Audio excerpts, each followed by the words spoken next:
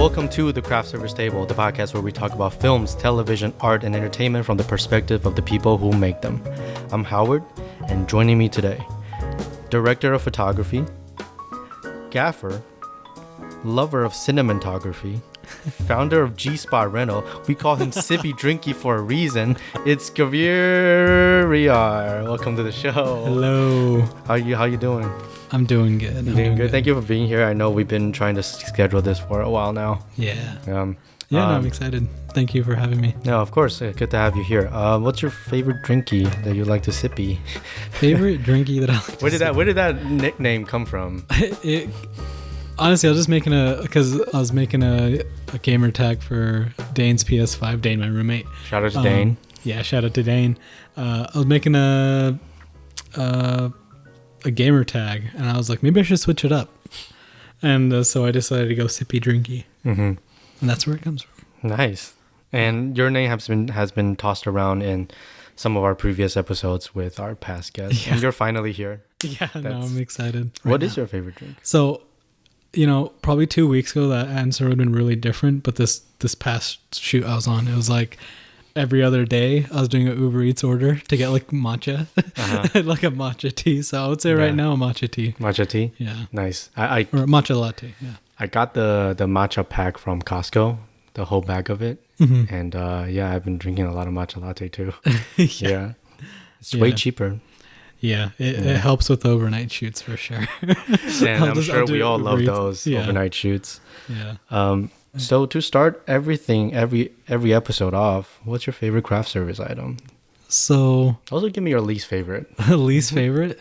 Give me both. So on Derek's episode, his thing about Welch's, I wholeheartedly agree. I'm kind of tired of Welch's. Hell yeah. It's just pure chemicals. And honestly, so this is a general thing. So especially doing a lot of G&E work, your hands are always dirty. Yes. And so you're always looking for something from Crafty that you don't have to touch with your fingers and eat. Yes. Honestly, there's some stuff where it's like, man, that looks so good and it's actually like decently nutritious. It's not just pure junk, but I can't eat it because my hands are like filthy. Yep. But I'll join in on the hate train for Welch's. I think the Black Forest ones are better. But in general, facts. I think a favorite item, though, from literally this weekend that I discovered was from Trader Joe's. They're like these teriyaki flavored seaweed, or organic teriyaki flavored seaweed. Mm-hmm. That was, I think, one of my favorite things I've ever had for Crafty. It's such a solid thing because it's like, it's not like junky feeling. It's kind of savory, and it's also super light, and it tastes really good. and also it's like you kind of, it's like seaweed, very thin pieces, so you can kind of like, I'm not thinking too much about it. If I'm just like kind of holding it by the edges, like kind of eating it. It passes the hygiene test. Yeah, it passes the hygiene test. Yeah. Yeah. Honestly, I feel you. I love those cuties. Yeah. I said this in a previous episode. Yeah. I love cuties, but I never go for them because it's too much. Yeah, I'll have them at the beginning of the day when my hands are still clean. Yes. Yeah. And then once you start working, that's like a 10-minute break. Then you would go for it because you have to wash your hands. Yep. Peel it, and then eat it, and then wash your hands again. It's too much.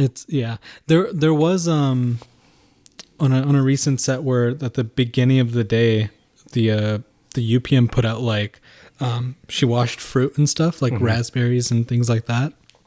That was really awesome because I was again one of those things where you're just like tired of the junk food. Yeah, and it was like something like with some nutrition value to it, it was so refreshing. I'm finding bananas to be a pretty good alternative. Bananas have been fantastic for that. Yeah. Well, tell me about how'd you get into filmmaking? Why art? What's your backstory? Yeah. So it's kind of funny. My brother's in aerospace, my sister's in medicine, and I'm a film major. You're the only artist in the family. But I don't feel like I grew up around like a lot of like artistic things, but growing up now in retrospect, I realized like, oh, my dad, and I didn't realize this for some reason growing up, but my dad's like super into poetry and art stuff, but it never, I feel like growing up, it didn't really make an impression on me though, because he's always a bit to himself about like his kind of hobbies and stuff.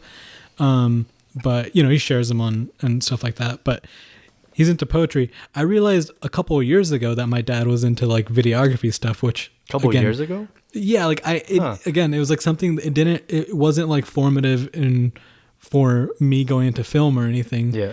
But I was like, oh, there's probably like a gene there or something, Maybe. you know? But, and my sister is super into photography. So I guess there are kind of, even though it seems like, you know, a lot of my, my siblings and stuff are very like STEM majors and stuff. It's like, there's kind of, you know, some like artistic stuff there. But I always kind of credit like around like 5th grade being like when I really started getting into film stuff. I don't know what started it. I think it might have been like a trip to Universal Studios or something and like learning how stop motion stuff works. I remember going home and then I was really like, as a kid, I'd always watch war movies. And so I would get like my little like toy tanks and make stop motions with them. Nice. And even using like cotton to make like the, you know, a tank like fire a shell. So I'd do stop motion with cotton to make it look like the smoke and like it going away and just things like that. And then add sound effects. So I think it really started with like in camera and like practical effects stuff. Cause you know, it was just kind of fun, like kind of like magic trickery things to do. Yeah. Slowly that also kind of, as a kid, I kind of experimented with like props a little bit and like set deck a little bit, things like that. But just like, this is just stuff I did in my backyard. I never did anything with it. It was never for a film or anything, but it was like, oh, I'm going to make all these, I'll go to school, come home, and I'll be in the backyard all night. Like just being like making these little like props that I never used for anything. I just like making the props and it being a prop, just, you know? Yeah. But so I did a bunch of stuff like that. I did like, and then what it did for me though, was like from, you know, late elementary school through early high school, I basically, in a way, got a little bit of taste of like different departments because I messed around with like, you know, props. I messed around with special effects. I messed around with sound design and editing, but I got really heavy into VFX. Yeah. So I learned After Effects. My brother, I remember in middle school, my brother like pirated Adobe After Effects. No, he didn't pirate. We all did. He somehow got it onto my computer. But and then I was like, it was like the video co-pilot boot camp that was up on YouTube for free. Nice. So I like watched through all that and just started messing with After Effects and just sort of like learned After Effects by just kind of like doing it, you know? I got pretty good for my age, like pretty good at VFX compositing. So graduating high school, I was like dead set on going to VFX. But then I kind of just realized after graduating, I was like, well, I don't want my, you know, when I started researching into like a VFX artist, like what's the life of a VFX artist? Like if that's what I want to do as a career. In a basement all day. Yeah. I was like, yeah, I don't want to be a basement. No, I mean, I'm sure all VFX artists aren't like that, but in general, I didn't want to spend my career behind a computer. And that's when the shift towards like actually, I realized I want to be more on set. And that's how I kind of got pushed towards cinematography and lighting.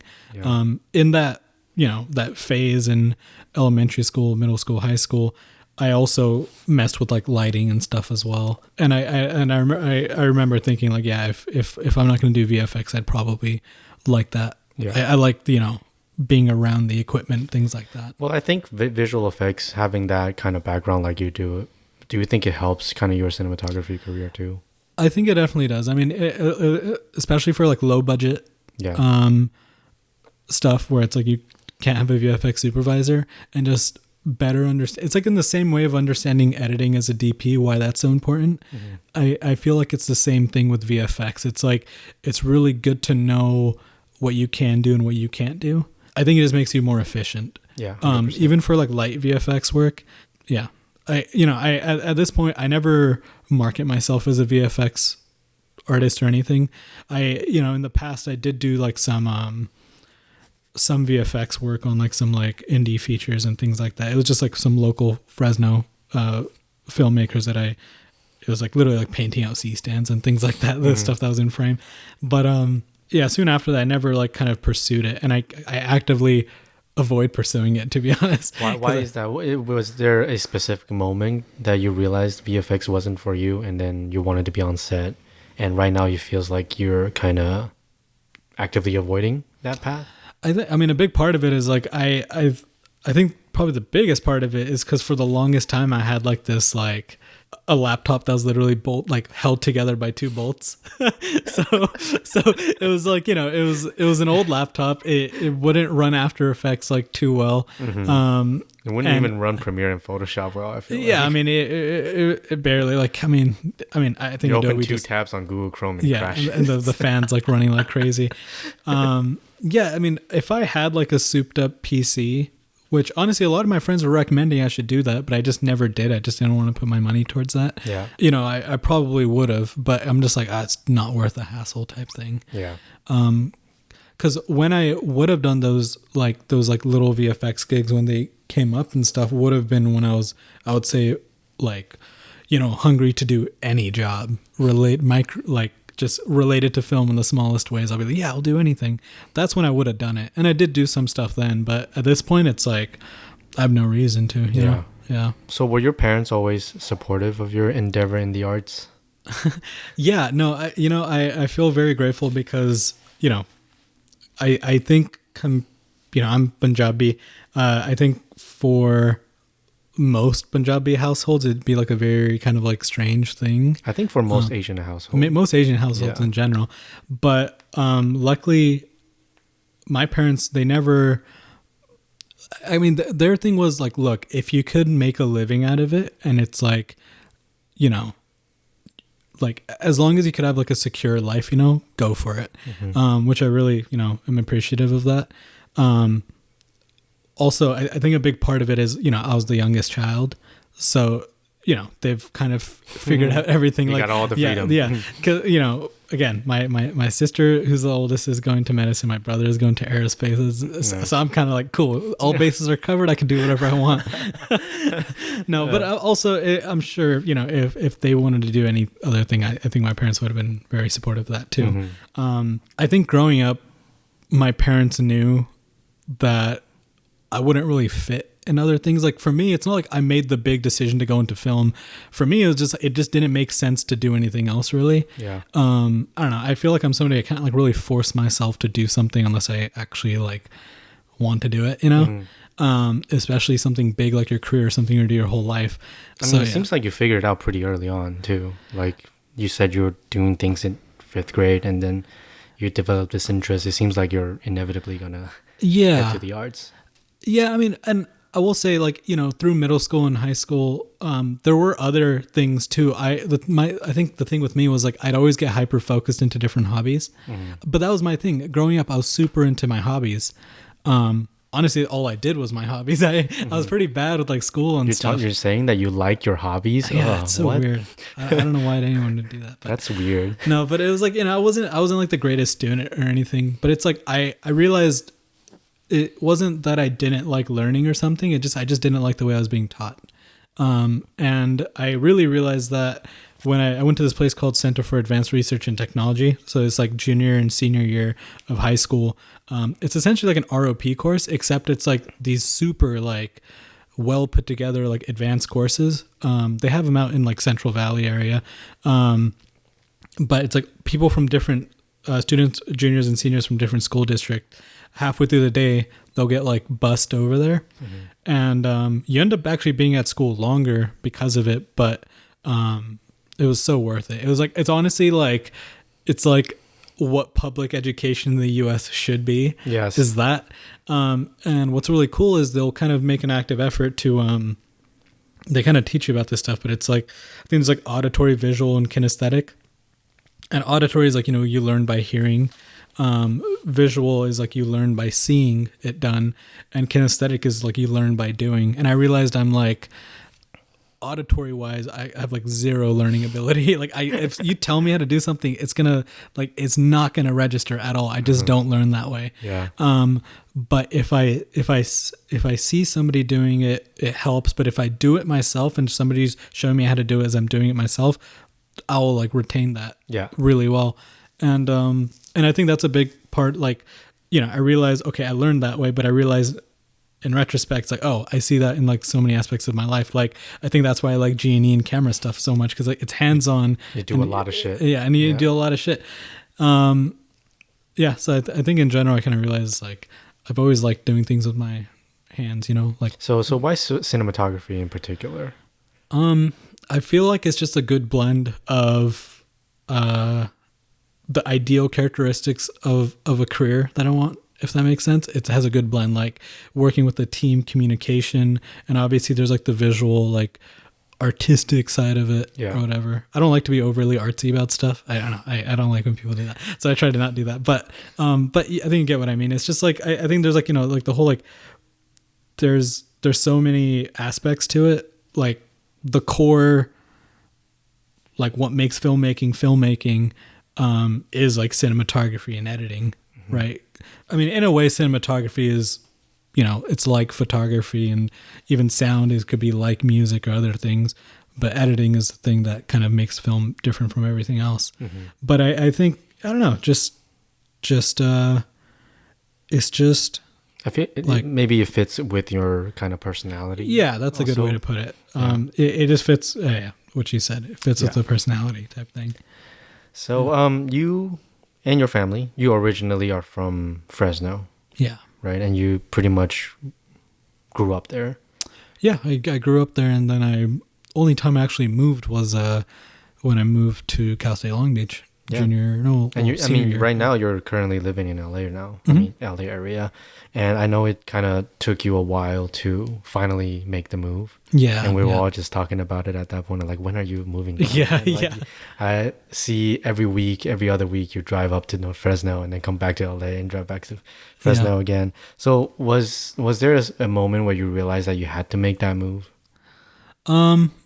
Yeah. I mean, I think it might have been after graduating, or even just after I initially just kind of like set foot, like even just being in the dorms, I'm like, okay, now I've done it. I'm here. I'm like staying here. And it's like, once you do something, it's so much easier to just do it again. So yeah, it was just something is like, I know I was going to do it. I just need to do it. So yeah, it wasn't a specific moment. I would say it's like prior to moving out, even just while we're in school, like living in the dorms, for me, that was the more significant thing, because that first just got me in the area.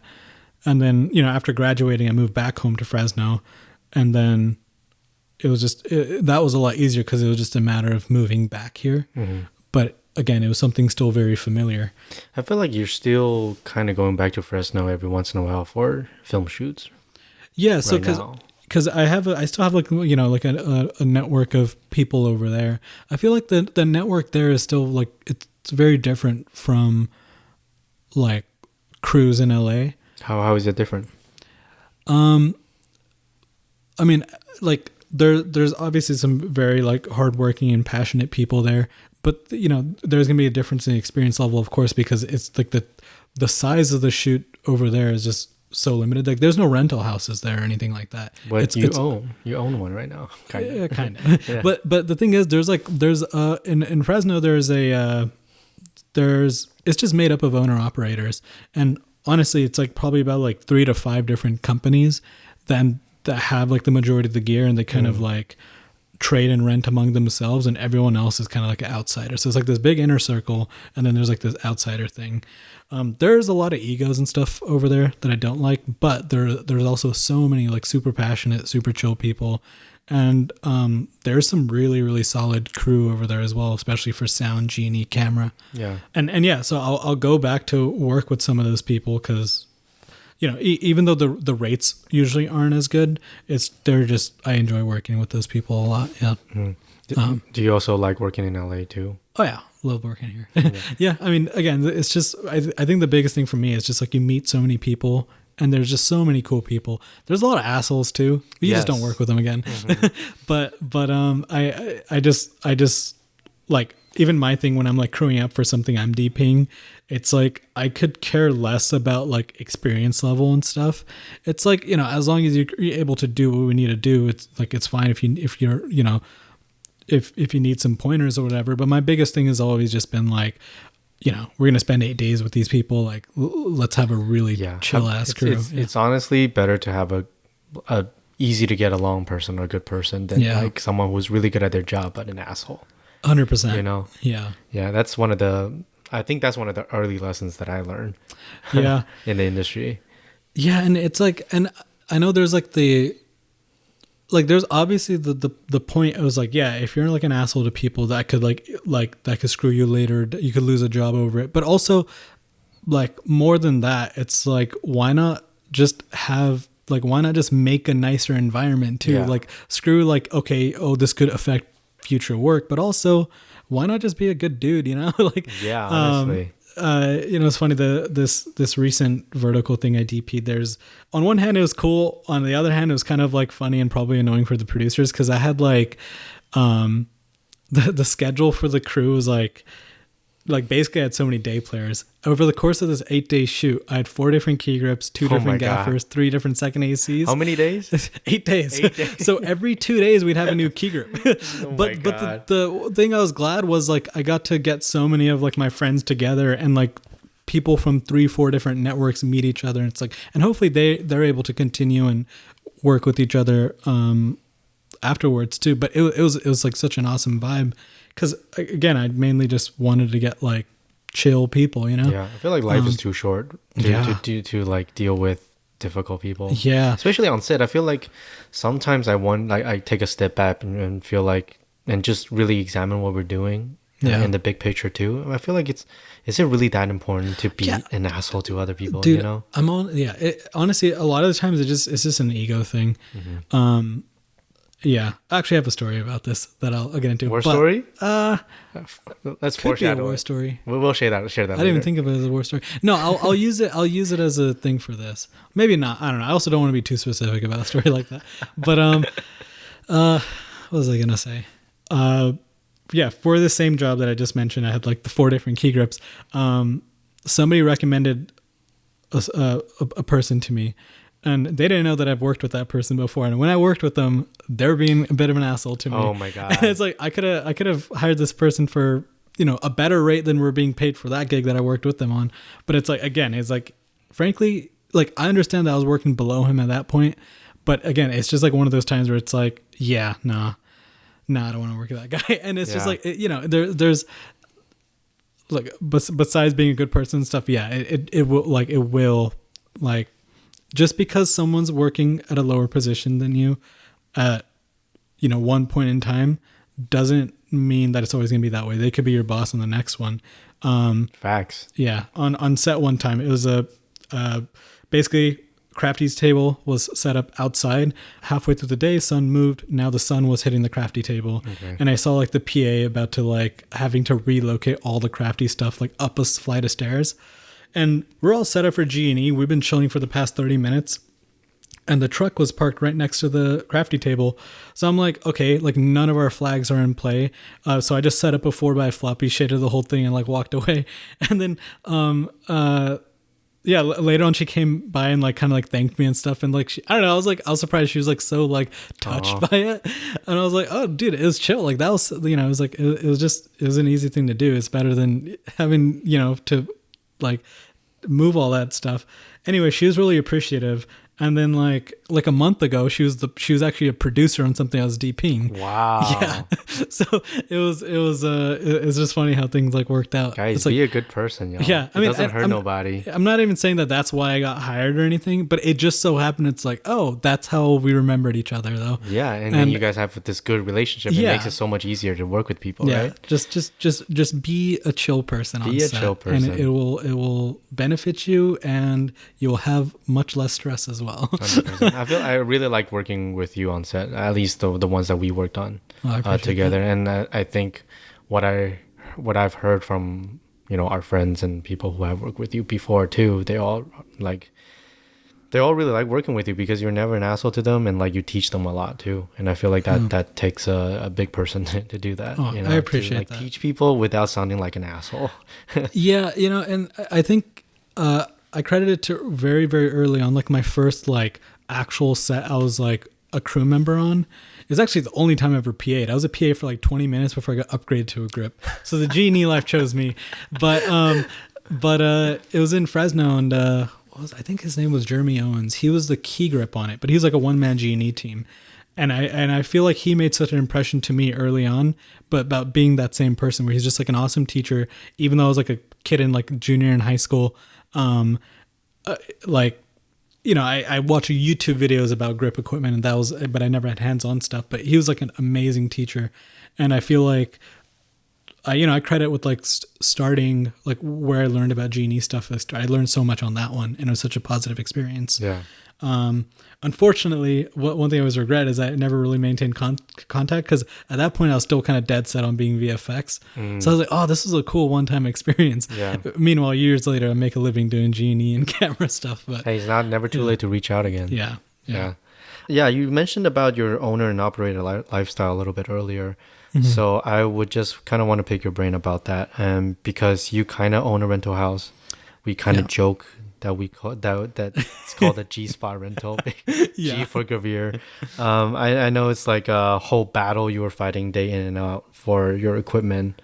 So how is the owner operator lifestyle right now? How's business? So I think one thing it does, it allows for a lot of opportunities. It gives you a lot of negotiating power, because instead of production having to go rent from a rental house, or like go to Wood and Nickel or something like that, which is not a bad option. They're awesome for low budget sets. But I'm always like, especially on low budget stuff where people are already making like garbage rates, it's like, stop trying to rent out the third party stuff and try to rent among your crew and get like the people who are like, like working with you. who are like you're like, or who you're already hiring, try to rent among them. So I have like a G&E stuff, I have camera stuff. On anything I'm DPing, I'm usually providing all that. Does it come with your rate?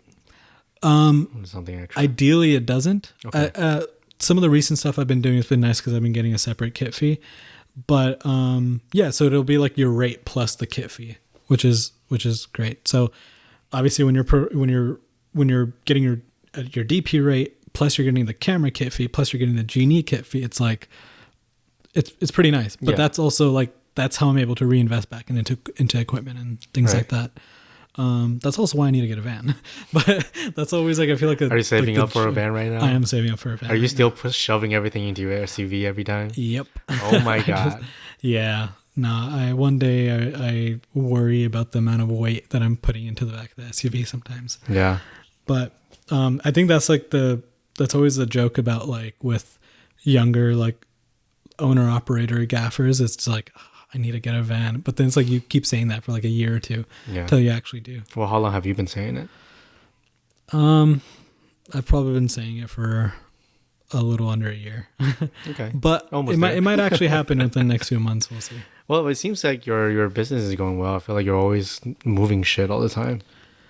Yeah. Even though I'm not there, but I heard from people, Yeah, I mean, I think there's always like, it's super useful for production, so you tend to be a useful person. For some companies I work with, it's funny because whenever they need any other position, they'll ask me for reference, because at this point I know like so many people for camera, G&E, sound, or script supervisor, things like that. There's some jobs like I'm coming on as DP, but like I'm also like, for some reason, bringing on the sound guy too. Yeah. And it's just, so they'll just like sometimes consider me like Gurvir. He's just bringing the crew. Bring the entire crew. He's the crew. Yeah. Like, the crew master. It's not supposed to be that way, but okay. But, do you think it helps, kind of your learning process being an owner and operator? Yes and no. Yes, because like I know my gear like inside and out. But also it's just for my gear. I don't have the as variety of an experience. Like for example, in my current package, I'm lacking HMI units. So I don't have that much experience with HMIs. And obviously HMIs are pretty standard on sets, on bigger sets. Each gaffer likes to work a little bit different, things like that. So it's like, I obviously know the way, like I've dialed down how I like to work pretty well. But whenever I'm working under a different gaffer or just working on a larger production, just as like a G&E swing, and we're working out like a 5-ton truck or something, that's when I'm really learning. I feel like that's when I'm learning new things. And that's when it feels like, I'm on my toes a little bit, because like, it's so intimidating with just how slow, like bigger jobs and stuff have been right now. It's like, unfortunately, it's like, I feel like I haven't learned as much new stuff, like, just things that I feel intimidated by, that I just feel completely unfamiliar with. Although I've been getting work with like, using my own package and stuff, I haven't been getting like that new experience of, working with larger crews or things like that. So what have you been working on lately? This past weekend, I was gaffing a short film that our mutual friend Nayeli was producing. What is it called again? It was called that short film was called Room Packed. Room Packed. Yeah. I saw her story about it. Yeah. Yeah. But immediately before that, I was working on. I've been DPing these vertical drama things. They're basically like soap operas. Things. Yes. Yeah. So what was I kind of want to dive deeper into that, because verticals, as we all know, is on the rise right now. It's kind of taking the industry by storm right now. Unfortunately. Yeah. Unfortunately. And especially, at least in the LA area, all of our friends have been working on verticals. Well, I've been in talks with a few of them too. And it's just like left and right, there's all these vertical productions popping up. So I just kind of want to talk to you about that and how is it different for you as a cinematographer or as a gaffer to work on the traditional format, and all of a sudden it's a vertical now. Yeah. Well, I think the biggest thing is for like the page count per day, like the ones I was just doing that I was just DPing, which actually there's a lot of there was let's see. Well, Derek was on it. Derek was doing sound on it. He was doing friend fantastic. Of the show. Yes. You have to move really, really fast. And it's very interesting, at least for this specific platform that I've been working with, like where they're what they prioritize, which I'll talk about. But this past one is like every day we're shooting like 15 to 18 pages. So it's just crazy. We're moving really, really fast. So it's usually, for people who are unfamiliar with it, the format is basically this. It's you're shooting vertically using, stills lenses with autofocus usually, and you're shooting 2-cam. The crew will usually consist of like obviously like the DP, who's like usually a cam op. Sometimes you have two cam ops. You obviously have your B cam up, second AC, gaffer, key grip, and a genie swing, and then one sound person. So it's like a decent sized crew for, I guess, what it is. But honestly, the ones I've done in the past have been way crazier. This last one I did was felt like a breeze because I had such a good crew on it. And they're all super chill. They're fantastic. Yeah. We made like every day. There was like a day we did like 18 or 19, like it was like almost 19 pages, I think. That is crazy. But we made the days. Yeah. And the last day we even finished early. That was sick. That's crazy. Yeah, and like I haven't worked on one. I've been in talks with many, but it didn't go anywhere, the negotiation process. But what I'm hearing from all of our friends who have worked on verticals before, the formatting is very different. Like the scene counts and the quote unquote scene is very different. Yeah, and so the ones that I've been DPing, the way they've been breaking it down is like each scene is essentially an episode. So another thing about the format of these things is they're all 1 minute episodes, and so essentially the way that the particular platform that I've been working with, the way they sort of do things, it's like first 10 episodes will be available for free. First of all, it'll be its own app. So they have an app in it. They have all these different series, and you can watch them. And they'll have some will have like 50 episodes, some will have like 100 and something episodes. And it'll be like the first 10, 15 episodes are free. Then the 10, 15 episodes after that are like free with ads. And then after that, you have to pay we have to buy coins to pay to watch them. The interesting thing is, you go out to watch a movie, right? And it's probably like a $12 or $13 ticket or something. By the end of these vertical things, if you watch it from front to end, you've essentially bought $50 worth of coins to watch it all. That's how they make their money. And that is the gambling mindset. Yeah. They got you hooked, Yeah. Yeah. Yeah, no, and this was, I'd personally have never done that. They're interesting. I always kind of explain them to people as soap operas, but honestly, some of them it's kind of funny because I feel like it's more because some of them are I feel like there's a couple different categories. There's the billionaire ones where it's billionaire husband, housewife, this, that, and then there's like the werewolf ones, the fantasy ones, the fantasy ones, the fanfic ones. Oh yeah. And that's, yeah. And, those are the two that actually, this recent one was actually like not so bad. It was like we had like two child actors the whole time, and holy crap, dude. One of the like the lead, the child actress, she was like actually like one of like the most professional actors I've ever worked with. She was crazy. Yeah. That was really cool. The other child actor was a child actor.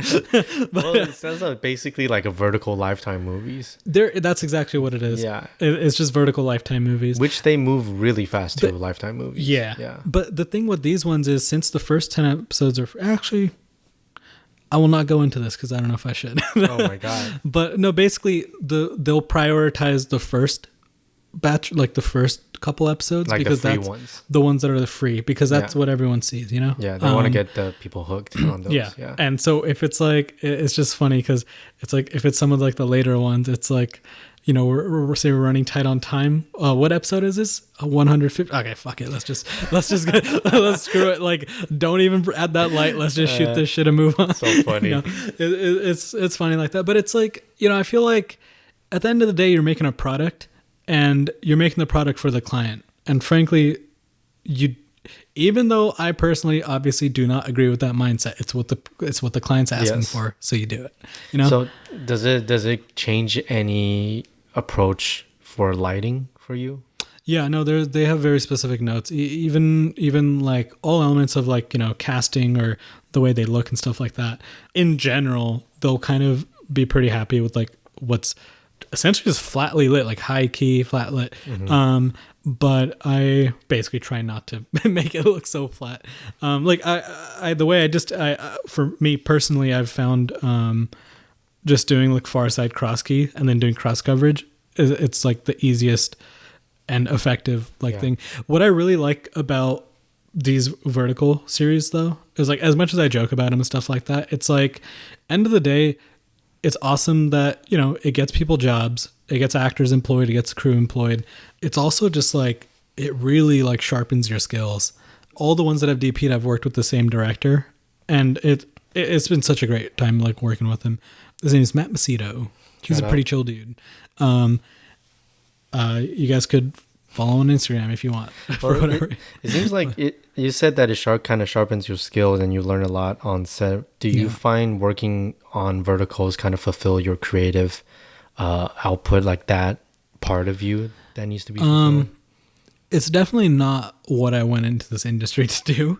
But I mean, not any of us, right? Yeah. But I would say it fulfills it in the same way that gaffing, gaffing a music video or something would do, Yeah. Like it's not exactly what I want to do, but nonetheless, it's like I feel so grateful to be employed doing that, like it's like, yeah, I don't know how to explain it, but to an extent it does, but not a lot. I don't feel like, I'm being an artist making this future of cinema, this format. Like, no, we're shooting essentially TikTok dramas, Yeah.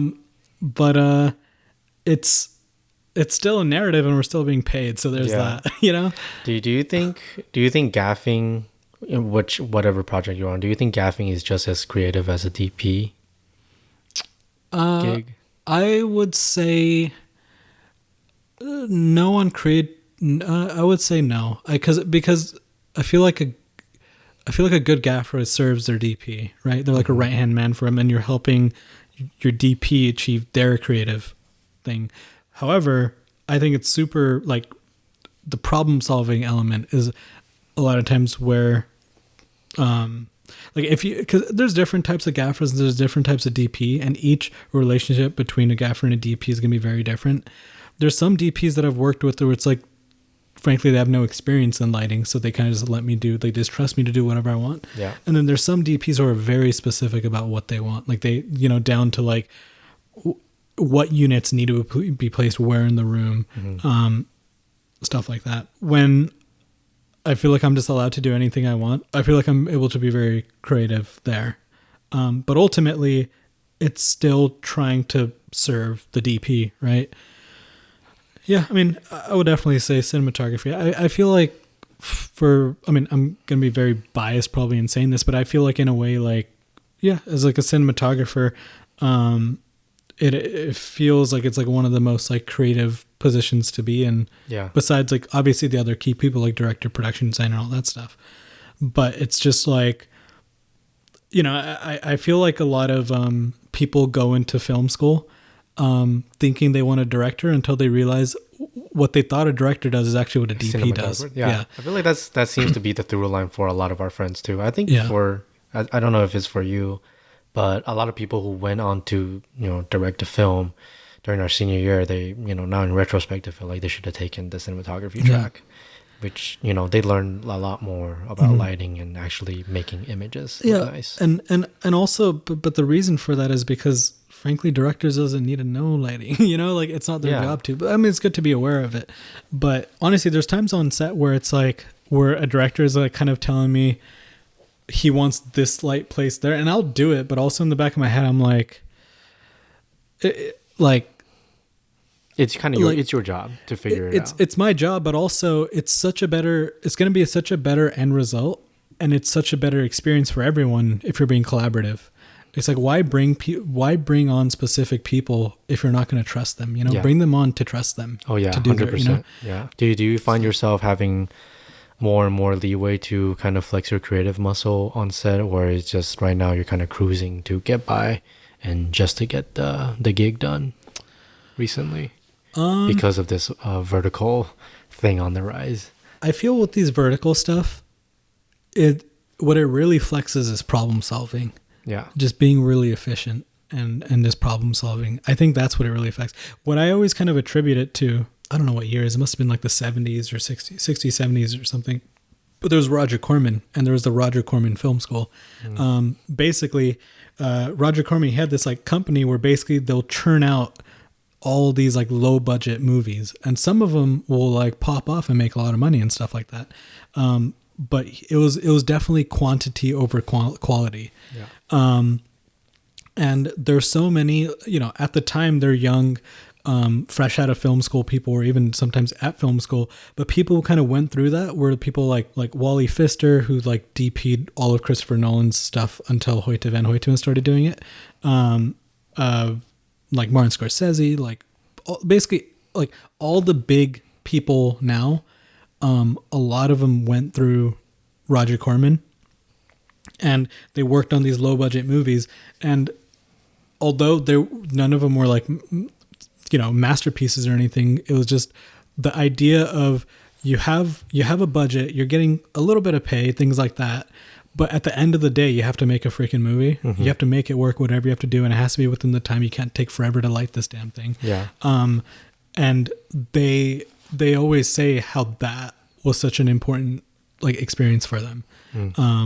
To essentially at the end of like just being or having the pressure to meet your days at the end of the day. Because, you know, there's actual money behind the project, even though it's not like a lot and stuff. You know, I guess it kind of like shapes you. Like it taught them how to be efficient and how to problem solve. And I think of these vertical things like that, basically. I think it's like that same sort of deal. It's like and they're pretty big productions too, a lot of these verticals. Yeah, I mean, I think the budgets are usually over 100,000. Yeah. For something that's like on TikTok or whatever. I don't know the exact budget. I'm not a producer or anything on it, but it's just, given the resources and stuff, it seems to be something like that. Yeah. So how do you think this, because like now we're in the industry for a while now, and we've worked on big stuff and worked on small stuff. We've worked on a lot of student sets when we were all starting off, and now we're working on, you know, bigger budget, 50K, 100, 150, even more than that sometimes. These union and non-union gigs. Have you been getting union gigs? No, I'm not, because I'm non-union. I've been on set with other people who are in the union and stuff like that. But it's like I haven't worked on many like big things since I moved here, but it's at least been consistent. But on the lower lower budget end of stuff. Yeah. A lot of like there's so many like low budget music videos to fill in the days. But they're always like this. Yeah. They're always the same. It's always in like a dusty warehouse. You can barely breathe because Neon you have like the haze machine, the fog machine, the snow machine running. Yeah. And then on top of that, there's the dust being kicked up. Nice. It's like there's like those low budget gigs out there that kind of are always happening in the background. Yeah. At least I feel like for G&E people and like camera people, that there's always those available. And then there's like kind of like the once in a while like crowdfunded short film that pops up.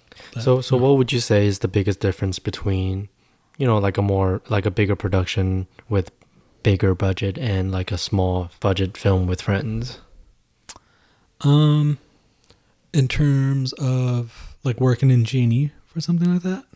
In any title, any position. It's kind of an obvious answer, but I would just say like the resources behind it, like, it's funny because I feel like usually the better paid the gig, the easier the gig. That's sort of something that kind of tends to happen. That's one of the things that I was thinking is like, why is everything really hard? Is it because I'm still learning, or is it I'm actually in the fucking trenches right now? Yeah. Working on low budget stuff. Yeah. Yeah. I think with low budget stuff, it's like there's always underfunded and don't have the resources to properly do so. You're not properly staffed and you're being overworked. On bigger budget stuff, you have the proper manpower and you could see it's like, damn, so this is how people make a living doing this stuff. Yeah. Without being constantly burnt out. Yeah. I mean, I think maybe that might just be the thing. Is your goal to get into union eventually? I was thinking, in my head, I was thinking it's like eventually go into the camera union as a DP type thing, which is supposed to be super hard and super expensive. Yeah. But I'm honestly not sure because I think the two unions, if I was going to go into anything, it'd be Local 600 or Local 728. Local 600 is the camera union. 728 is the electricians like gaffers and set lighting technicians. Yeah. We'll go there. What does, gaffing and doing gaff work teach you about being a DP? Dude, what's awesome is because you get to see how other DPs work. Yeah. A lot of the times there's this, I can't remember who said it, but I was listening to an interview of a DP and he was talking about how he was working as a camera assistant and what somebody told him was like, you're ready to DP is when you're a camera assistant for another DP, and in your head you're just silently thinking it's like, yeah, I wouldn't have done it that way, or it's like, yeah, he's gonna have to move this over there, and like that's not gonna work. And then later on, what you were thinking in your head ends up happening, or like, yeah, it doesn't end up working, or the idea in your head, like you just kind of realize it would work better. Obviously, you don't say it like that or anything, but you just kind of take a mental note. But I feel like I get those moments a lot, especially on low budget stuff. On stuff I'm gaffing. There's been a handful of times where it's like we have like, a fantastic DP, and it's just like it's almost just like as a gaffer, it's just like the most like magical experience ever. Like this is what this is the environment you want to be in. Like here's somebody who like you can't even comprehend at the level that they're thinking right now. Yeah, and it's like you just know that's the spot you want to get at, and it's like it's right there in front of you. You could kind of be a fly on the wall, study it, collaborate with them.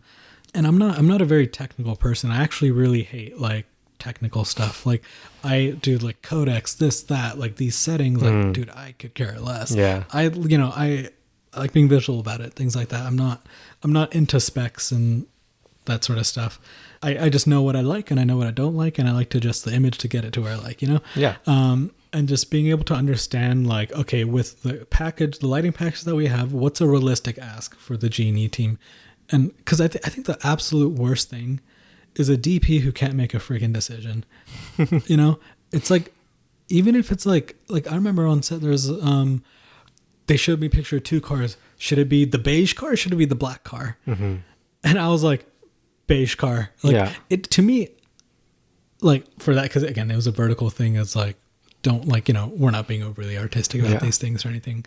That question got passed around to like 2-3 different people, but nobody wanted to make the decision. So I was like, the beige one. The beige one. Sure. Yeah. Why? The black's going to have more reflections. Yeah, it's easier there to light. So it's just like, just be the person if you're in that like position of power, like the director or the DP or production designer, or what have you, like make a decision and stick with it. Yeah. And it's okay to go back on the decision. Just don't be wishy-washy, because the whole crew, it's so annoying. Yeah. When you have like you're working under someone who's a bit wishy-washy, because it's like, look, I'll do either one. Just tell me what to do. You know? Or it's like, let me help you. I need to know what you want first. So I feel, especially with like lighting needs, I've become like hyper aware. Like, you know, if I'm DPing something and I know the crew isn't getting like a good rate or anything, I'm not going to ask them to move the 600 around the house and stick it up on a combo full stick. Like, no. Yeah. It's like, no, it's not worth all that. I'm just going to angle the camera here and we're good. Don't worry about it, guys. It's like, you know, it's just, yeah, I think DPs who come up through lighting, they know like the physical, like what they like. You saying that you want this thing to happen with the lighting, like, you know how much work that is, you know? Yeah. And so therefore I'm not going to tell them to do that. Like, obviously if it's required for the scene, of course we'll do it, but we would have planned ahead, and G&E would have already had that set up because we knew that's what we're going to need. I know they need 15 minutes to get it done. So I told them that 30 minutes ago so they could take care of it in the background while we're shooting this scene, you know? But I'm not going to ask them to do it last minute, expect it up in 2 minutes. Yeah. Because I worked with some DPs who are like that. I'm like, yo, it does not work that way.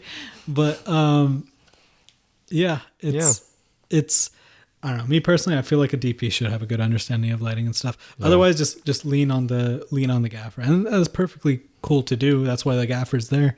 If it's a DP that's inexperienced, but they feel the need to make they know that a DP is supposed to kind of have their all their lighting plans set and everything.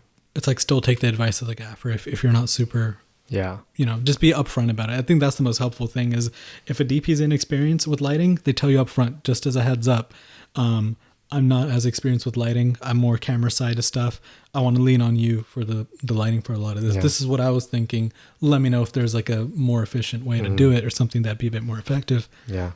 And I feel like working under other DP definitely teaches you a lot about being a DP yourself, right? Oh, 100%. In the whole aspect. It's taught me a lot of stuff to avoid doing.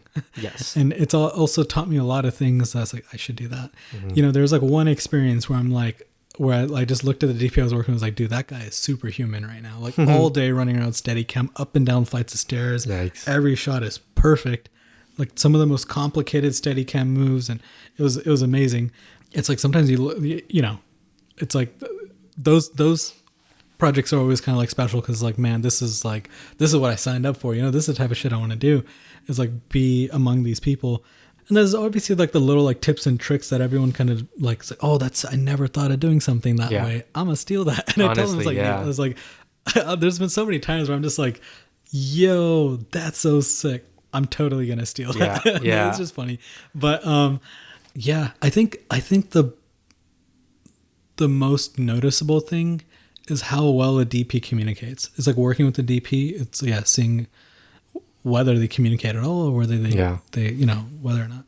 I think it's what I learned the most from directors. As a script supervisor, I learned a lot from directors and how they communicate with actors and other department heads. Yeah. You know, it's like the same thing with you. You know, you learn a lot about what not to say and what not to do. Yeah. Yeah. Yeah, because even like there's so many times, even as a gaffer, where it's like, it's such a, sometimes it's like it's an inexperienced DP, and you know that they'll totally be fine with you overstepping just a little bit, because it's like sometimes it's like, okay, well, the sun's facing this way. It's like literally to change the position of the sun, we just have to move the camera. Yeah.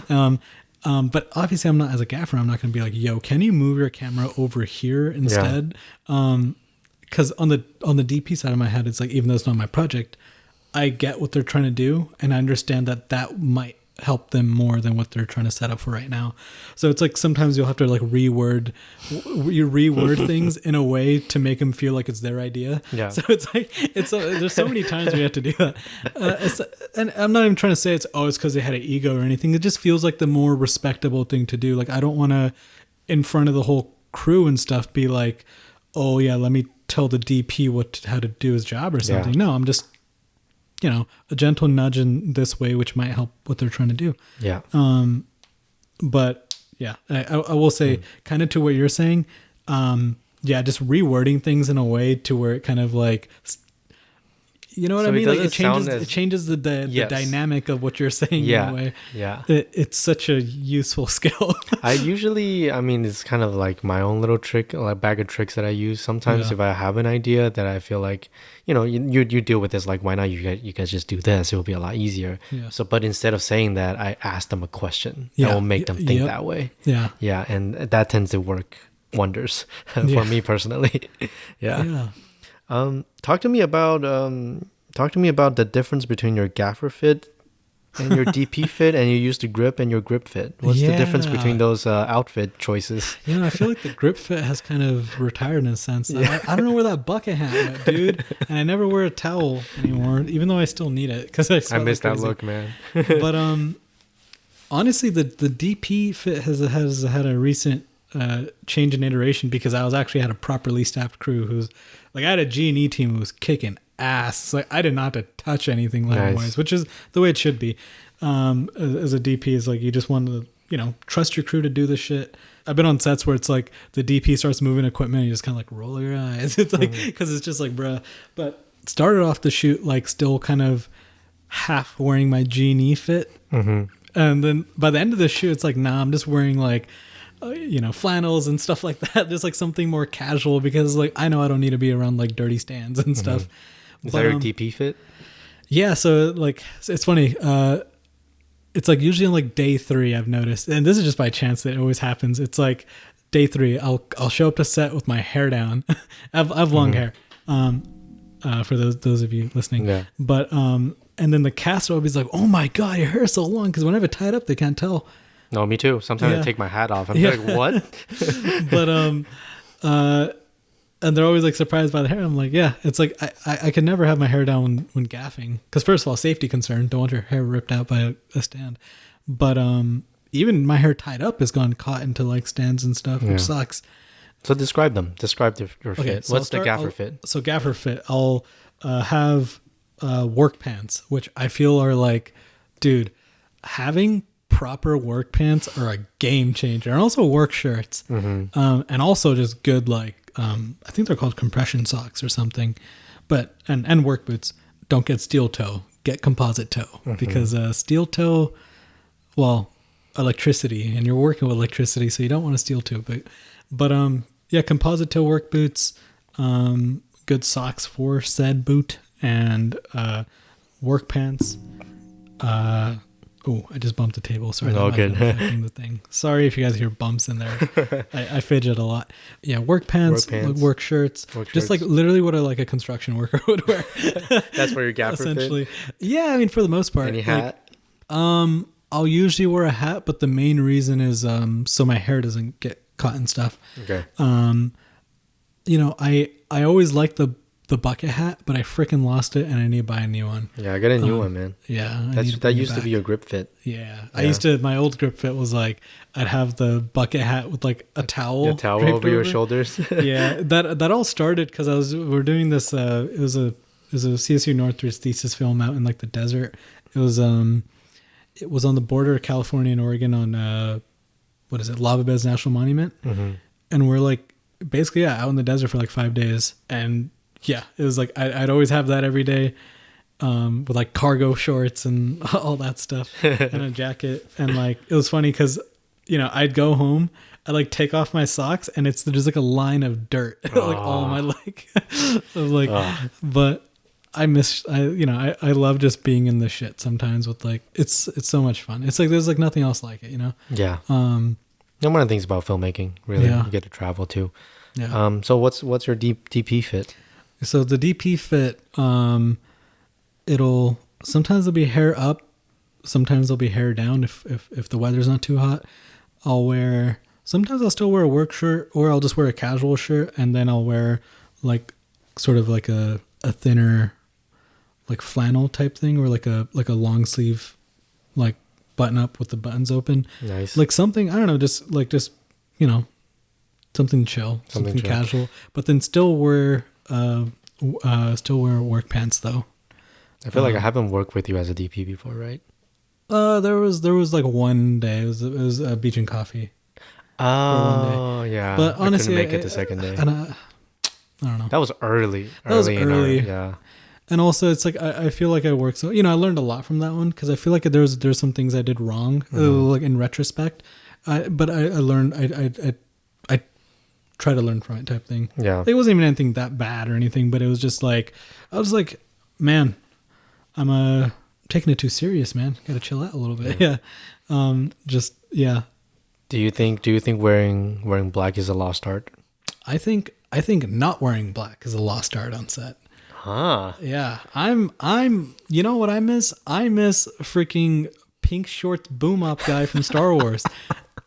Bring back some swag to set, No, I think like always, cause I always like grew up watching like BTS featurettes from the 2000s. Yeah. Everyone's wearing oversized white like shirts tucked in to like their jeans with like white tennis shoes.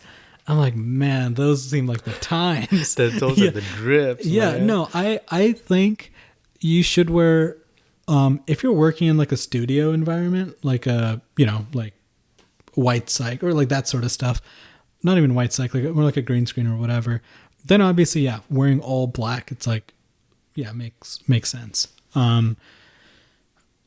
But what the fuck is the point? Sorry, could you cuss on this? I don't know. Yeah, you can. Oh, yeah. What the heck is the point of wearing all black when you're in the middle of the desert? You stick out more. Yeah. The all black comes from theater, right? Because they're called show blacks. Because yeah, like the theater crew, the stage crew, they wear all black so they blend in, in the shadows and stuff. And that kind of bled over to film. But I don't think it was always done that way. I mean, in the couple decades ago, no, more than a couple decades ago, but multiple decades ago, people show up in like suits to set, like it was like, it's like a profession. Yeah. You show up to your job. And I try to treat it the same way, Yeah. When I'm gaffing or doing anything G&E, I dress appropriately for that job. I don't, unless you're in like a set, like a stage type environment, there's no point, or a studio type environment. It's like, then yeah, black makes sense. But otherwise I feel like definitely don't wear distracting clothes. Like if you're dressed like a highlighter on set, dude, stay clear of the actor's eye lines. It's like, cause you're gonna know the heck out of them. When you show up to something, the rate's low, and it's just like the other G&E person's like all black, and their whole ditty bags around their hip, basically all their tools ready to go. I'm just like, the rate's like 300. It's not that serious. It's not that serious. But chill out. That's what you're saying. Shut the fuck out. Yeah, I think. Yeah, I don't think it's that serious. What are your set essentials? My set essentials. Okay, so what do you absolutely need before working on set? Absolutely need on set work pants. Work pants, definitely a good one. Work pants that have a lot of pockets. I have this pair. It's like an Eddie Bauer one that it's like, dude, I wear those all the time. But especially a pocket that's like right here, like along like my right, a little bit above, like it's like on my right thigh off to the side. That spot, that pocket there is so essential because that's where my water bottle always goes. Nice. So that's always been super clutch. But other things, I don't necessarily bring this to every set, but I feel like these are like super, super useful when you need them. One thing is if you're doing G&E, if you bring 2 pairs of gloves, because it's like, especially on low budget stuff, or when it's pretty much expected that anybody on G&E will kind of come to set with like a ditty bag with all their tools and stuff. I think it's always good to have a second pair of gloves in case they don't, and just kind of letting them use it for a day. Other useful things for just, I think in general for all departments, is it might come into play more so when you're working on something like a feature where, long days and a lot of days, wearing basically bringing 2 pairs of socks to set, and at lunchtime switching out the socks. Okay, that's smart. Because it prevents your feet from hurting for the end of the day. And when you're working a lot of days and a lot of hours, that really, really like every little thing helps a lot. I've heard of people even like switching out their shoes halfway through the day. Wow. And because then your foot doesn't get used to it, and it like, so it's, you know, it just doesn't settle, and it doesn't, your feet don't ache at the end of the day. There's obviously sitting as much as you could if you have like Telescope? a long thing. Huh? A telescope stool? Oh, that I don't have one, but that's helpful. That is something useful. Yeah. RoboCup. Shout out to RoboCup. RoboCup is awesome. Yeah. I always bring mine to every set. Well, there's a few tools. One's like a diagonal cutter thing. I can't remember. I think that's what it's called. But I feel like that's such a useful tool for zip ties. And Zip it's because ties. I feel like zip ties is like one specific thing that is so annoying to like, especially if you for Genie, like let's say you like use zip ties to secure tubes to a wall or something, like a stereo tube or something like that. Taking off all those zip ties afterwards could be such a pain in the ass unless you have this like diagonal cutter thing, and they just go and you just take them all off. That's like one of my favorite tools that I have. You should build a box for it. G-Man Essentials. G-Man and just sell it or rent it. rent the tools. Yeah. I mean, I think the most important thing is dressing appropriately. Like, you know, depending on the day, like dressing for the weather and dressing for the location, it makes such a big difference. Yeah, I was shooting in, I forgot where it was, somewhere in the mountains one day, overnight. I mean, it wasn't supposed to overnight, but we went like 4 or 5 hours overtime. Yeah. So it became like a nighttime shoot, and it was so cold.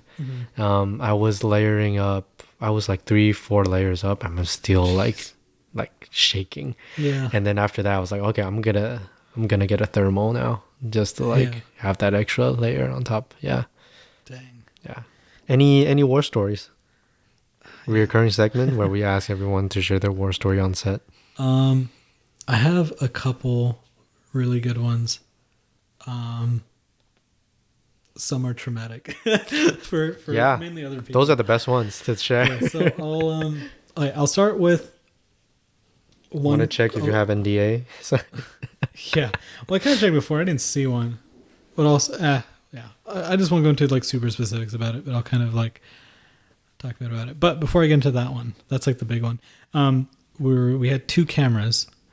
End of the day, or it was actually near the end of the last day, and you know we're rushing to get it done. And honestly, every single time an accident's happen on set, it's always because we're rushing. So, you know, one tip: whenever you feel like okay, the entire crew is starting to rush because we need to get this, take a mental note to slow down. Yeah, because then shit like this won't happen. Basically, we're rushing. Camera was placed down, and although the camera was like balanced and stuff, actually the tripod head was balanced, but the legs were not balanced. So it threw the weight off because those particular tripod spreader was really small. Camera falls over. You told me about this story. Yes, it goes through a painting. Yes. Turns out it was a $15,000 painting. Yes, it's a very expensive painting. Yes. But interesting. And that's the homeowner's painting, right? It was the homeowner's painting. Later on, so there's like one obvious like rip in the painting, a massive rip in the painting that it's like, that's where the camera fell. But there's also this other smaller hole. I was like, how did that hole, if the camera fell this way, how did that hole get there? So maybe it was like the pan bar of the tripod or something. But I was like, that's a bit of a stretch. Production designer, he was stressed. So he like opens up this painting to see if he could like fix it or anything like that. But he finds like a crack pipe in the painting. Nice. So he just like looks at it, like puts it back. Everyone in the room is like, we didn't see anything. He puts it back together. Oh my God. So lets the appropriate people know. It's like, oh, we accidentally damaged this painting. Was the camera okay? The camera was totally fine. Okay, great. Yeah, and I think that other smaller hole was already there, and that's probably, I assume that's maybe. So what happened to the painting afterwards? Insurance claim, I Oh. assume. I don't know. That's It's not your job anymore. not my department. Yeah. But there's another time where it's like, again, with rushing into slowing down. In desert, working with high winds, we had like a 12 by 12 up and an 8 by 8 up. We had it all secured with ropes and everything, bagged the shit out of it, and it was solid. Every once in a while, like, wind like would blow pretty hard, but we'll kind of get hands on it to secure it. Very last minute, we needed to move it out really quickly, just for like, oh, let's quickly get this shot, let's take it out. So, we take off all the dirt, we loosen all the rope, and then we go to move it, and just right then a huge gust of wind blows by, and the entire 12 by 12 goes, like, knocks down it, and it pins a crew member underneath it. Oh my God. But they weren't completely on the ground, but they're more in shock. Like, there were like 4 or 5 people holding up, like, and this 12 by 12 was up on Mambo combos, so those like the bigger stands. We're trying to get it back up, but there's like a crew member. A part of the frame is kind of like on her shoulder, but like, she's not pinned to the ground, but she's kind of stuck there in shock because like this massive piece of equipment just went down on her, right? And she ended up being okay and stuff, but it was like more just like kind of like froze up type thing. But it's just like, it's just those moments. It's like, Safety we're so first. focused on moving out as soon as possible that we totally forgot what the thing was actually. It's like that rope and sandbags are there for a reason. Yeah. So it's just one of those things. Like, we have to slow down on set. It's like, that's a good advice. That's good advice. Yeah, slow down. Is that your second worst story? I mean, I do have the bigger one. Yeah, go ahead. Yes, okay, please. So this one's a bit juicy, but I'm gonna try to be as vague as possible. Did not sign any NDAs about it, so. But still. Screw it. And also,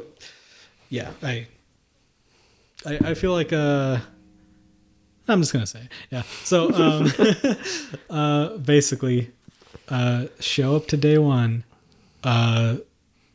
like the main guy of this project, like director, actor, producer, blah blah blah, was like basically like drunk on set every day, drugged out of his mind, stuff like that. The whole shoot went along like that. It was just a shit show. And honestly, I feel like everyone would have walked off except like we all wanted it. Like, the crew was all chill. It was literally just this person. Were you the DP or were you gaffing? No. I was a key grip on that one. Key grip, yeah. The craziest part of the whole thing was like, we're like, what are we working on? So the entire production felt like as if we're shooting like The Room, The masterpiece? Yeah, the cinematic masterpiece. Except like the guy who'd be Tommy Wiseau in this production was like a raging alcoholic.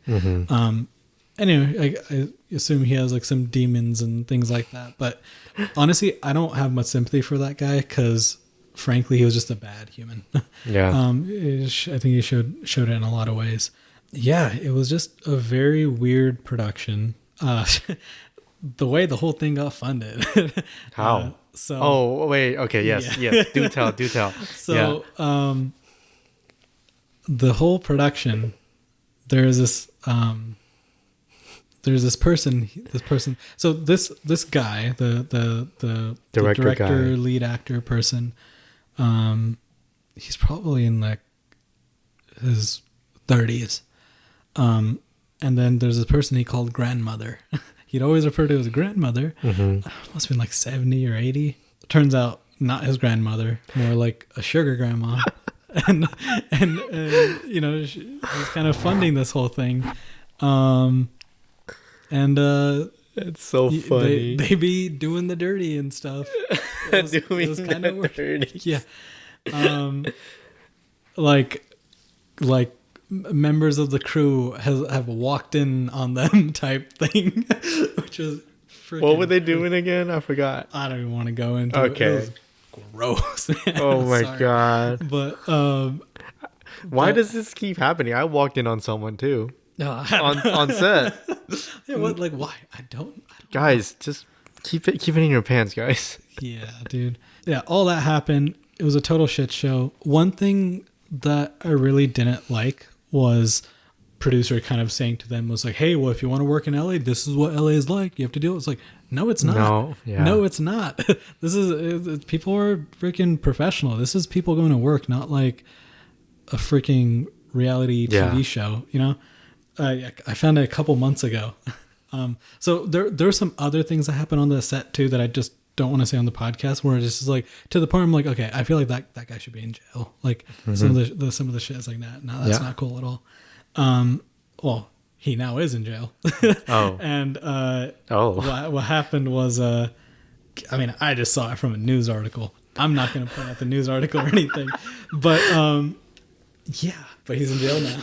Oh my God. And they're still releasing the movie. Jesus fucking Christ, man. Yeah. Hey, welcome to LA, boys. Yeah, hey, we're in the big league. We made it, guys. We made it. Like. Hollywood, here we go, baby. Hell yeah. Anything to get the shot, right? Yeah. Double entendre. Shit, that was good. My regret is that we didn't make like a BTS documentary. Oh, that would have been so fun. It would have been crazy. No, you know what we should do? We should do a mockumentary of that, just based on that. Honestly, yeah. Yeah.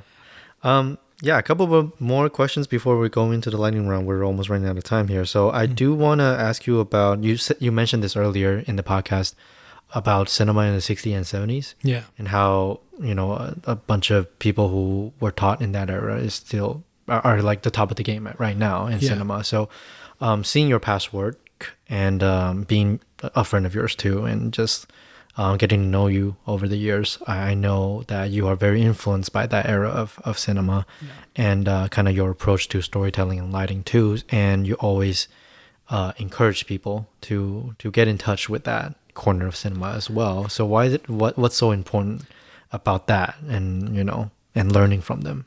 Yeah, I mean, I feel like, because there's like so many movies, like to me, it's like the more movies I watch and learn about from that, like those 2 decades, it's like the more of like a weight off my shoulders I feel in a way. It's like the more free everything feels like on the creative side of things. Why is that? I think frankly it was like the counterculture movement of that time. Like everyone is on shrooms and just thinking crazy ideas and then executing them on film. I mean some of those directors I feel like were like Hal Ashby and stuff. It's just like, it's like, I mean, you look at it now, it's like, yeah, no, they probably had some, like, they're probably going through some shit, but they made some fantastic freaking movies. Yeah. Yeah, no, I mean, I just encourage people to watch some Hal Ashby movies, watch some Robert Altman movies, watch Easy Rider. That's like one of my favorites. But also just like films from other countries and stuff too. Like watch the Apu trilogy from Satyajit Ray. There's just like, it just feels like it was like so much happening, so inventive. I don't know. I feel like not being aware of what's come before in terms of film and stuff, and then you set out right now without being aware of all that to make something. It's like, I don't see how you could, like, to me that feels like you're setting out to reinvent the wheel. You can't really invent something when you don't know what's already been done, right? Yeah, it's like you think you have this mind-blowing idea for something, only to realize somebody did it like 60 years ago and they did it better. No, but I think it was just so freaking interesting, the type of stuff that was being funded and stuff then like studios were making. I draw so much inspiration for it. I always find it so inspiring. And when you're watching those movies and even watching movies now, the new releases, do you specifically look for cinematography, or is that something is just like you watch the movie for the movie first? I don't look for the cinematography. Honestly, when people recommend me a movie to watch it for the cinematography, I realize like on the first watch, I end up not liking it so much. Like even like, obviously there's like, oh, Roger Deakins, he's like everybody's man, Yeah. He's fantastic. got my book signed. Yeah. But when I first watched 1970, because a person hyped it up so much, said, dude, you're gonna love it. So I watch it and I was let down. Then I watched it again and then I loved it. Why is that? Why? I don't know. It happens so often. It's like same thing with Once Upon a Time in Hollywood. It's like one of my favorite, just like comfort movies. Once Upon a Time in Hollywood. First time I watched it in the theater, I was like, yeah, okay. Yeah. But then I watched it again, knowing the type of movie I should expect it to be. And then I absolutely loved it. That's a lot of movies to me too. Yeah. Like the second watch, I loved it. Yeah. Same thing with Hail Caesar, which is like one of my all-time favorite comfort movies. I feel like you always said, like, going back to the 60s, 70s in cinema, I think knowing you now too, that you always kind of talk about not focusing too much on motivation with lighting. You kind of hate that. Yeah, dude. Oh my god, dude. I am so tired of naturalistic soft lighting wrapping around the face. That. It's like, no, dude. One of my all-time favorite cinematographers, Andrew Lesney, who shot like Lord of the Rings and stuff. And there's this quote where somebody's like, "Where's that light supposed to be coming from? It doesn't work." But like, who gives a fuck? And he's like, no, he's like, the light is coming from the same place that the music is coming from. It's like, I'm like, yeah, that's exactly what it's about. It's like the light is coming. It's motivated by the fucking story. That's fire. Okay, yeah, that's fire. Like, it's. That's an incredible quote. Yeah. That last part was me. You know oh shit! But, wait, which one? He said the part about the light is coming from the same place as the music. Yeah, I love that quote. But the way I think of it in the head, it's like, to me, it's still motivated lighting. It's just motivated from what the story is asking for. It's more of an emotional reason. It's an emotional reason. Obviously, it still doesn't like it's something only a gaffer would notice. You're right. It's not to say like, oh yeah, there's like a random light that's completely out of place. No, it's still working with the story and stuff. It's just that the light's not motivated from an obvious source in frame or something like that. I understand why. Of course you want the lighting to feel like natural for the story, but at the same time, we're not making a documentary. It's like you're allowed to bend reality a little bit. That's what filmmaking is. Yeah. And I feel like this is a very blanket statement. And obviously it's not completely true, but in general, I just feel like people don't like film make as much as they used to. They don't bend things as much as they used to. And it makes me a little sad. Honestly, I get what you're coming from, because there's so much to do with this medium of storytelling too. Yeah. Why not? Why not? But break the rules, and because it makes the story better. Yeah, it makes the end result better. So you're just gonna not do it because of this hard set rule in your head that the audience member will never notice and does not care about. Yeah. I just watched the Return of the King in theater re-release. Dude, I just watched that. I'm so sad I missed that. I just watched that yesterday about the time of this recording in theater. And like the shit that they do with lighting is just, they don't do shit like that anymore. They don't. They really don't. Because I realized, I was like, I don't know why. I just don't feel like a connection to them, like a lot of the movies coming out. Then I realized it's like, it's just, I realized like my taste in movies and stuff. It's like, I love movies from the 2000s. I love movies from the 90s. And obviously I take a lot of inspiration from movies from the 60s, 70s, and I love watching those. But it's like, I feel like my type of, because for a long time, even like I was thinking like, am I just like a snob or something, like, I only like these art house, like it needs to be artsy, this, that. Yeah. But I mean, I don't, like, me personally, I don't even care that much for A24 movies or something like that, because even those are still that, like, because people are like, you don't like Fast and Furious, so you like A24 movies. I'm like, that's not that doesn't mean A24. No, not liking that is not synonymous with liking A24. But that's what I think. That's just what the only people's palette right now is, so condensed to just like, it's that or this. When it's like, and that's the thing with the 60s, 70s, there's so much stuff then, even in the 2000s. I think everything is just overly corporate right now, because the thing is, it's like, the way I understand it, instead of, because in the 2000s there's like, there's like the mid-budget range of movies, so there's a lot of like $20 million movies being made. Like, honestly, what my like dream is to just be a DP on like 20 million. I don't want to work on massive, overly like 100,000 or 100 million budget things. I'm just not interested in it. Yeah. What I did really want to do is like $20 million features. But it just seems like right now that doesn't really exist. Not right now. Or I guess indie side it does, but $20 million studio movies where it's original stories and stuff. Rarely does it happen. Yeah. Because now it's like, instead of making 5 $20 million movies where, their revenue that they get could like fluctuate and stuff a lot, they'd rather make $100 million movie where like, because, say a $20 million movie makes double its budget, they make $40 million. Let's say two of those flop and the other, one makes double its budget and the other two just barely makes its budget. Versus $100 million movie makes double its budget, that's $200 million. Yeah. So they'll basically just kind of doing what's best for the investors type thing. Well, numbers speaks louder than art for them right now at this moment. Yeah, unfortunately. I've talked about this with our friend Blaine a lot. I think what will happen is what's happened before. Like what happened, there's all the studio movies and stuff being made in the 50s and the counterculture stuff started happening. I think something similar is going to happen, and I hope it does. Yeah. And I think from these overly corporate movies that will be like a big...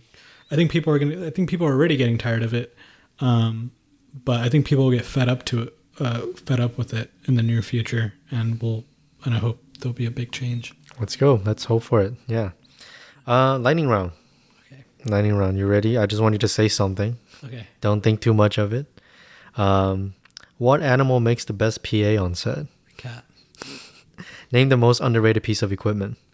Cardellini. Oh, no, sorry. That's not underrated. Underrated. Sorry, give me a second. I always thought of this one. Baby offset. Baby offset arm. Okay. Would you rather sleep on a... Oh, wait, actually, no, not that one. Is funny pad... Yeah, are funny pads actually good to sleep in?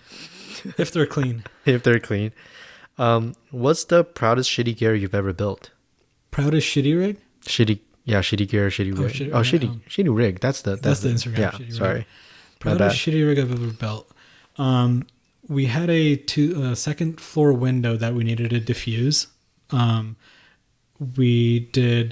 I had a combo, but the combo wouldn't reach high enough.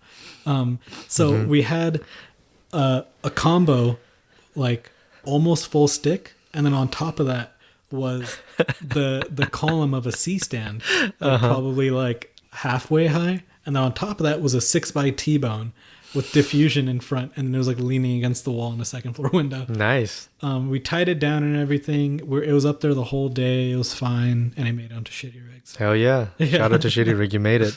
One of your favorite films and why? Ooh, just pick one.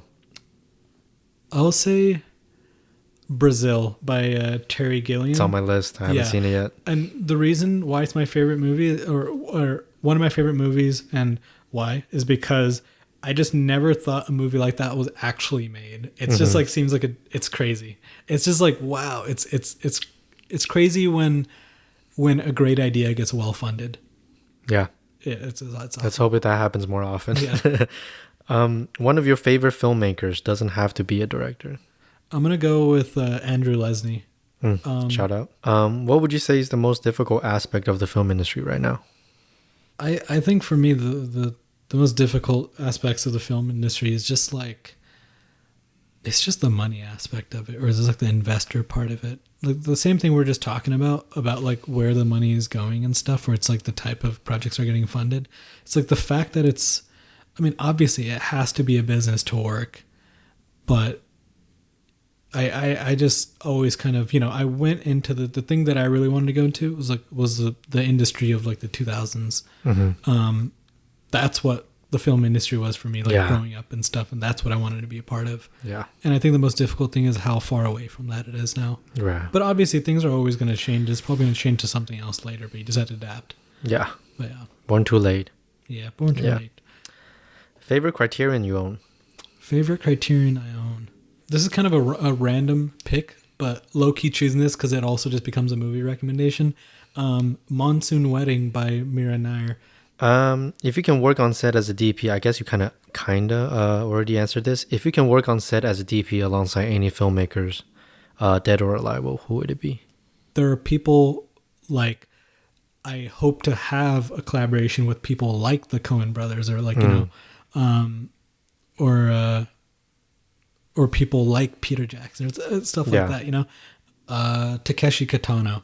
Yeah, I think working with him, and also working with somebody like Federico Fellini. Would you rather work with a director who has a very specific idea of how the lighting should be done, or work with a director who lets you have more creative freedom?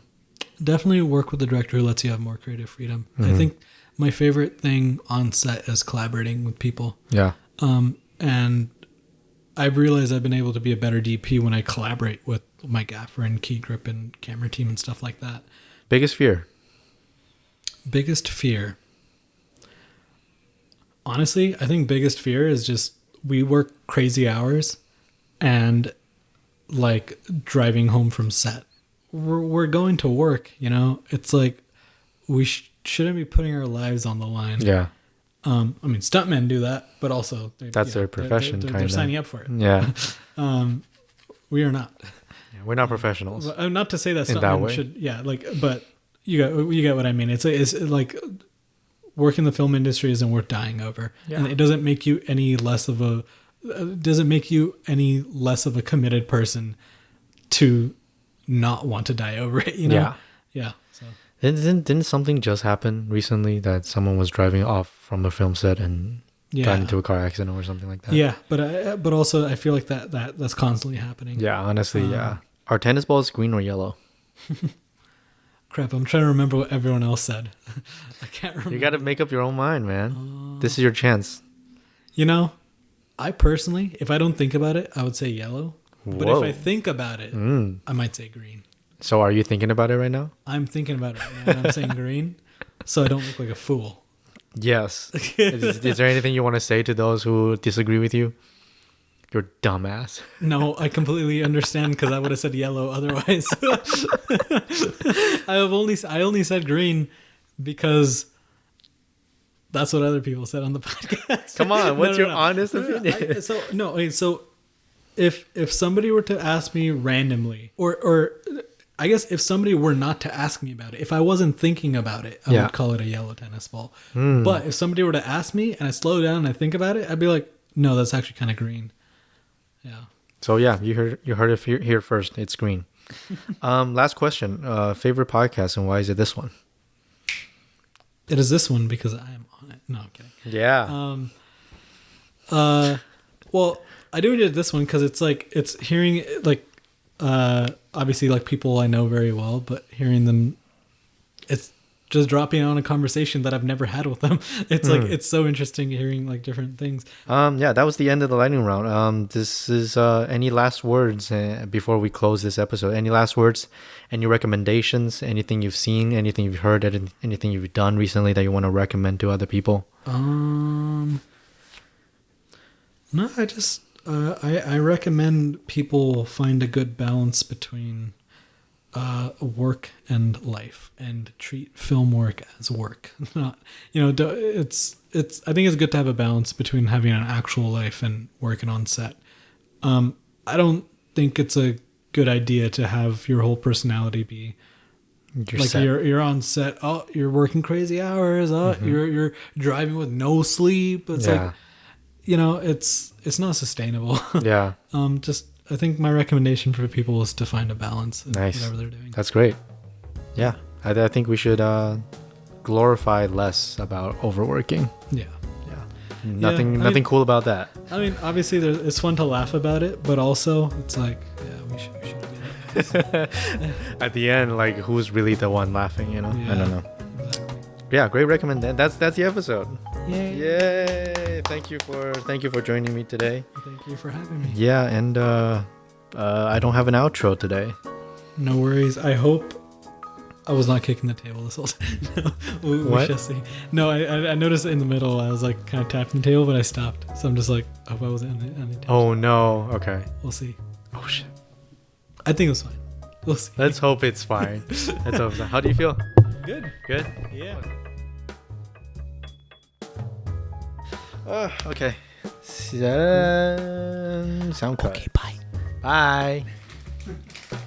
What do you want to describe what you're eating right now to the mic? Howard just put me onto this. They are ginger candy by Gem Gem. I got it from set. He got it from set, and this flavor is OO Orange. Oh, orange. Shout out to ginger candy. Only 15 calories each one. By Gem Gem. Let me get one. Seems like a great thing to have on set. I haven't had one in a while. Oh my god, I should have a special episode about like craft service item. Like the actual craft service item. Take 2, Mark. Why'd you slap me? That's one of the jokes JJ made. Really? I was like, coming up, and then he was like, ow. Okay, you ready? Yep.